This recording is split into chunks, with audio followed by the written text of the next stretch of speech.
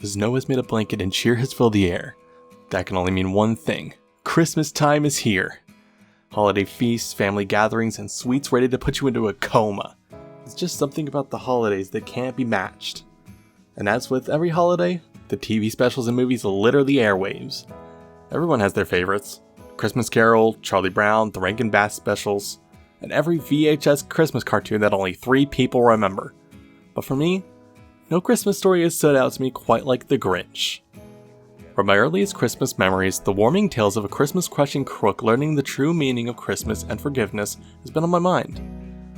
But exactly why do I enjoy it so much when A Christmas Carol tells the same rough story?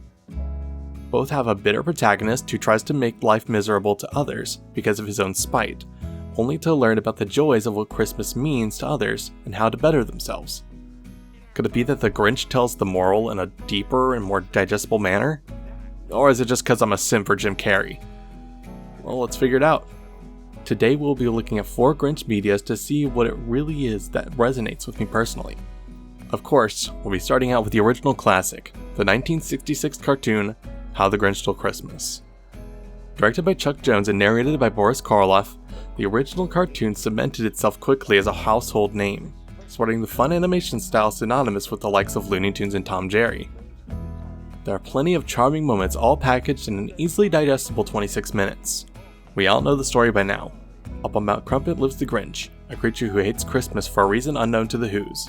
Tired after 53 years of enduring Christmas cheer in his isolation, Grinch opts to steal Christmas from Whoville to bask in their sorrow. Upon the coming dawn, Christmas comes all the same, even without all the festivities. The Grinch realizes Christmas is truly about enjoying the time that you can spend with others, and being thankful for those around you. The message is quick and to the point.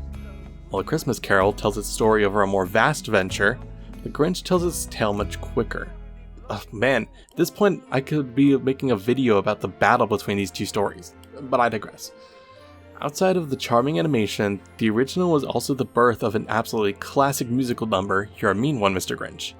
Of course, was written and composed specifically for this special, but has now gone down in history. It really did everything it needed without having to feel too bulked up. But then, Hollywood happened. In 2000, Universal would release a new live-action take of The Grinch with Jim Carrey in the lead role. To say this movie is divided may be an understatement. Either you're on the side of hating this movie for its crude humor or desaturated filming style, or you're on the side of completely worshipping this film as a masterpiece of the finest degree.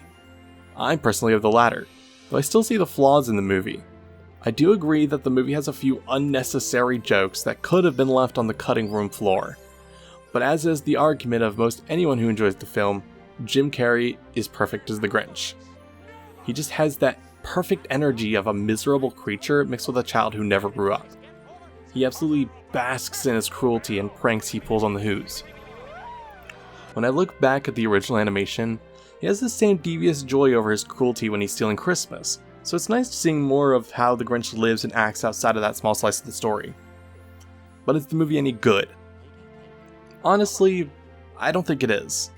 But is it memorable? Yes, it is.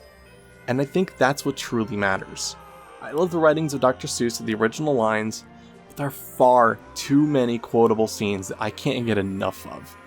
I remember this movie over others simply because they did their best to make it interesting. The passion of the team and actors shines through all of the issues with writing or filming.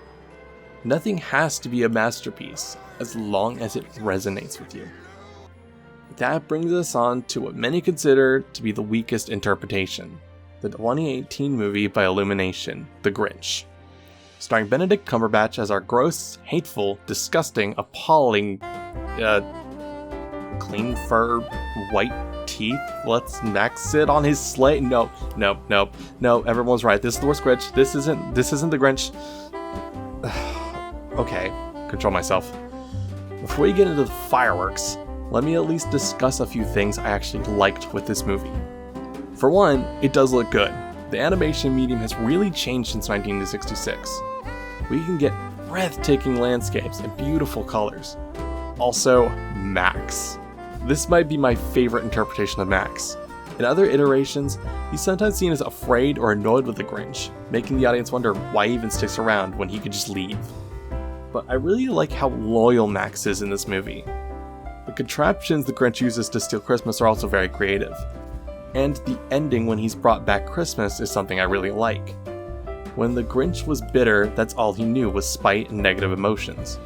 When his heart grew in size, he also got the emotions he never knew about. Sure, he discovered joy, but now he's also experiencing anxiety and fear over what people may think of him considering he, stole everyone's stuff.